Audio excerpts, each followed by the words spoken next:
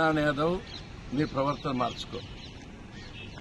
ఎప్పుడో 3-4 సంవత్సరాల కిందట ఒక ఛానల్లో ప్రసారమైన అవాస్తవమైన వార్తను ఈరోజు వైరల్ చేసి నువ్వు పైశాచిక ఆనందాన్ని పొందుతున్నావు.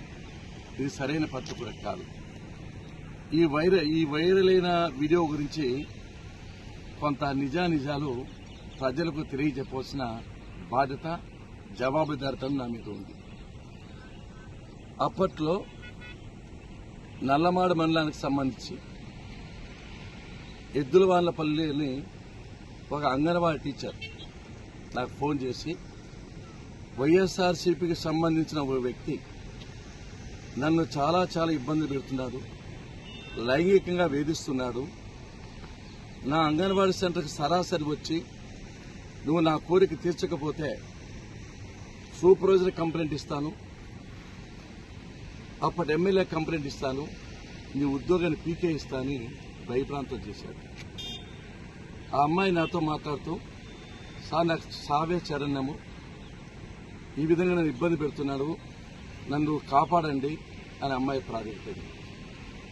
ఆ సమయంలో నేను అమ్మాయికి ధైర్యం చెప్పి ఆత్మహత్యకు పాల్పడవద్దమ్మా అని ఆమె చెప్పిన విషయాలన్నింటినీ, ఆ వాస్తవాలను యథాతథంగా ఉన్నది ఉన్నట్లు ఖచ్చితంగా అమ్మాయికి చెప్పి, ఈ విధంగా పోలీస్ స్టేషన్లో కంప్లైంట్ ఇవ్వు, ఎస్పీ కంప్లైంట్ ఇవ్వు, వీలు పడితే అప్పటి ముఖ్యమంత్రి జగన్మోహన్ రెడ్డి గారికి కూడా వీడియో రూపంలో తెలియజేయమ్మా, నీకేమొచ్చినా మేము ఉన్నాము, నీ ఇబ్బందులు ఆదుకుంటాం తల్లి అని చెప్పాము.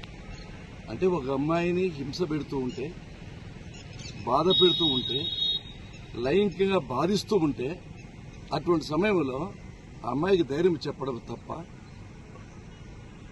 దీన్ని వక్రీకరించి ఆ అమ్మాయి మాట్లాడిన మాటలు డిలీట్ చేసి ఆడియోలో నేను మాట్లాడిన మాటలు మాత్రం పెట్టి ఈ విధంగా దాన్ని వక్ర మార్గంలో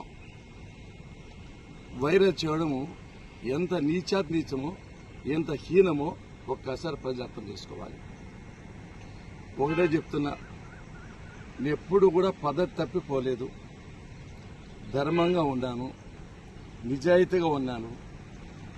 నా కార్యకర్తలు నన్ను నమ్ముకున్న వాళ్ళ కష్టాల్లో, నష్టాలు, ఇబ్బందులు, సమస్యలు ఉన్నప్పుడు నేను దాన్ని స్పందించవలసిన అవసరం ఎంతైనా ఉంది కాబట్టి స్పందించాను తప్ప వేరే విధంగా లేదు. నా ప్రతిష్టకు భంగం కలిగే విధంగా దీన్ని వైరల్ చేసే వాళ్ళందరి మీద కూడా